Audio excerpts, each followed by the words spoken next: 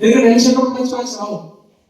ఎందుకంటే దాని కోచింగ్ వేయాలంటే దీని కోచింగ్ వేయాలంటే ఎంసెట్ అనేది చిన్న చిన్న లాజిక్స్, చిన్న చిన్న బిట్స్, వాళ్ళకి చిన్న బై హ్యాట్ చేసేవి, ఒక షార్ట్ కట్ మెథడ్స్ అన్ని ఎంసెట్ చెప్తాను. మెయిన్స్ అంతా లాజిక్స్ ఉంటాయి. ఐఐటీలో అంతా చాలా డీప్ గా థింకింగ్ చేసి అన్ని లాజిక్ చాలా ఉపయోగపడడానికి సంబంధం ఉండదు. క్వశ్చన్ కాదు, ఒకసారి 4 సార్లు క్వశ్చన్ అయితే కూడా ఆన్సర్ మనం దాని లాజిక్ దొరకదు. అంత స్టాండర్డ్ ఉంటుంది ఐఐటీ. ఐఐటీలో బ్యాచ్ లో మనం చేపిస్తామని మనం సంఘటన కొట్టుకున్నాం పేరెంట్స్. అంటే టీచర్స్ ఎలా ఉంటారు? హై స్టాండర్డ్ టీచర్స్ ఉంటారు. అంటే పిల్లల వాళ్ళ కెపాసిటీ అబో యావరేజ్ పిల్లలందరూ కూడా ఐఐటీలో అక్కడ చేరింటారు. కానీ పిల్లలు యావరేజ్ అబో యావరేజ్ మనం అనలైజ్ చేసుకోవాలి.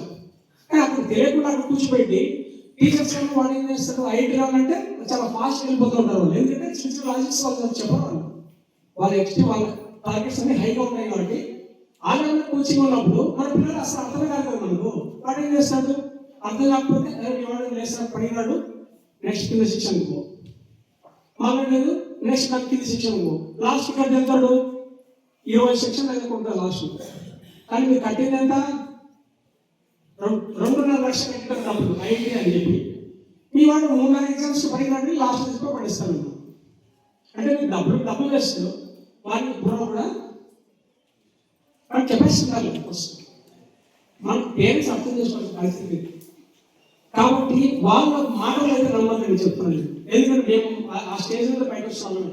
నేను కార్పొరేట్ స్కూల్లో నా పిల్లలు చదివించలేదు.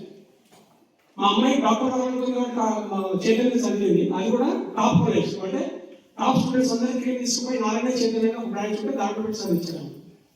అంటే సెలెక్టెడ్ క్యాండిడేట్. మా అమ్మాయికి 114 ర్యాంక్ వచ్చింది. అప్పుడు ఎంసెట్ ఉంది కామన్. అంటే ఆంధ్ర తెలంగాణ కలిపి ఉన్నప్పుడు రాసిన ఎగ్జామ్లో 114 వచ్చింది. మా అమ్మాయికి ఉస్మానియాలో మెడికల్ కాలేజ్ సీట్ వచ్చింది. ఎయిమ్స్ వచ్చింది, ఎయిమ్స్ భోపాల్లో వచ్చింది సీట్. లాంగ్ అని వెళ్ళలేస్తాను, ఇక్కడ చేరింది. అంటే క్రీమ్ సబ్జెక్ట్ వాళ్ళందరూ కూడా టాప్ ర్యాంక్స్లో ఉంటారు. మీరు మన పిల్లలు ఆ లెవెల్లో వెళ్ళాలని మనం డిసైడ్ చేసుకోవాలి. నేను ఇలా నన్ను చెప్పాను. ఎస్, వాటి చదివే కెపాసిటీ ఉంది, డెఫినెట్గా ఈజీ ఏమో. ఎందుకంటే మాకు వాళ్ళ గురించి మాకు తెలుస్తూ ఉంటుంది. పేరెంట్స్ ఎందుకంటే వాళ్ళకు చాలా మంది పిల్లల గురించి కెపాసిటీ ఐడియా లేదు కాబట్టి మీరు ఫస్ట్ మీరు అనలైజ్ చేసుకోవాలని చెప్తున్నాను. నాకు మెయిన్స్ వద్దు, ఓన్లీ ఎంసెట్ చాలు సార్, బాగుంది ఏదో ఇంజనీరింగ్ కాలేజ్ వస్తే చాలు. ఎందుకంటే ఇంజనీరింగ్ చెప్పుకోవాలి. ఎస్, ఇంజనీరింగ్ కాలేజీలో సీట్ వచ్చినా ఎంసెట్ చదివే వాళ్ళందరికీ కూడా మంచి కాలేజ్ వస్తాయి. ఎందుకంటే వాడు ఓన్లీ ఎంసెట్ చదివింటాడు కాబట్టి. ఎందుకంటే ఎంసెట్ చదివినప్పుడు ఇంటర్మీడియట్ కూడా వాళ్ళు వెయిట్ తగ్గిస్తారు. సిలబస్ అంతా ఇప్పుడు ఇంజనీరింగ్ అయినా, ఇప్పుడు ఐఐటీ అయినా, మెయిన్స్ అయినా, ఎంసెట్ అయినా సిలబస్ అంతా ఒకటే ఉంటుంది. కానీ దాంట్లో డెప్త్ ఎక్కువ ఉంటుంది. అంటే లోపల కంటెంట్ ఏమైతే ఉంటుందో చాలా డెప్త్గా ఉంటాయి. మన పిల్లలు దాన్ని సెట్ అవుతాం కదా, ఫస్ట్ మనం రిలైజ్ చేసుకోండి. దీని మీద ఇండియాలో మీకు డబ్బులు సేవ్ అవుతాయి ఒకటి. నెంబర్ 2, పిల్లవాడి మీద ప్రెజర్ తగ్గుతుంది. అది గుర్తుపెట్టుకోండి, చాలా ఇంపార్టెంట్. పిల్లవాడి మీద ప్రెజర్ ఎప్పుడైతే తగ్గుతుందో వాడు హ్యాపీగా చదువుకుంటాడు. ఎస్, నేను దానికి సెట్ అవుతాను, నేను ఇది చదువుకుంటాను, టెన్షన్ లేదు. ఇలాగ నేను సైన్స్ గురించి చెప్పాను. డాక్టర్స్ అందరూ డాక్టర్స్ కాలేదు. అప్పుడు ఏమవుతారు నెక్స్ట్ కాబట్టి మీరు సెలెక్ట్ చేసుకోవచ్చు. ఎస్, మీరు సెట్ అవుతాను, నేను ఇది కాదు, నాకు వద్దు, నా ఫైనాన్షియల్ బర్డెన్ అవుతుంది, వద్దు, నార్మల్ ఇది చేయాలనుకుంటున్నాను, చేయండి. బిఏ చేయండి, బీకామ్ చేయండి, బీఎస్సీ చేయండి, ఏదో చేయండి. తర్వాత బీఈడి చేయండి, టీచర్ అవ్వండి, ఎంపీ మరి తర్వాత ఎంఎస్సీ చేసి మనకి బీఈడి చేస్తే మనకి లెక్చరర్స్ అవ్వచ్చు. అదొక ప్రొఫెషన్. నేను కూడా చెప్పడం మర్చిపోయాను. బతకడానికి ఎన్నో మార్గాలు ఉన్నాయి, దాంట్లో ఏం ప్రాబ్లం ఉంది. టీచర్ మనం అసలు ఇంజనీరింగ్లో గవర్నమెంట్ డాక్టర్లు చేసేవారు, టీచర్ మనమే కదా, అవును కదా. Teaching profession is one of the Nobel profession, best profession.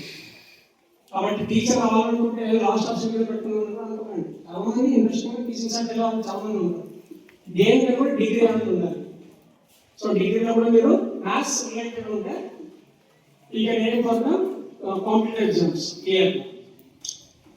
So almost నేను ప్రెజెంట్స్ గురించి చెప్పాను. పేరెంట్స్ మీరు ఆలోచించుకోవాలి సార్. ఇప్పుడు మీకు డాక్టర్ గారిని అడగండి, పర్లేదు చెప్తాను. మీ పిల్లల కెపాసిటీ గురించి ఇక్కడ డిస్కస్ చేయాలి అనుకుంటే మీరు ఇండివిజువల్గానే వచ్చి అడగండి. సో వాళ్ళ ట్రాప్ అయితే పడకండి. ఎందుకంటే అనవసరం ప్రెజర్ తీసుకుంటారు, డబ్బులు లాస్. ఈ రెండు మీరు అప్లై చేసుకోండి.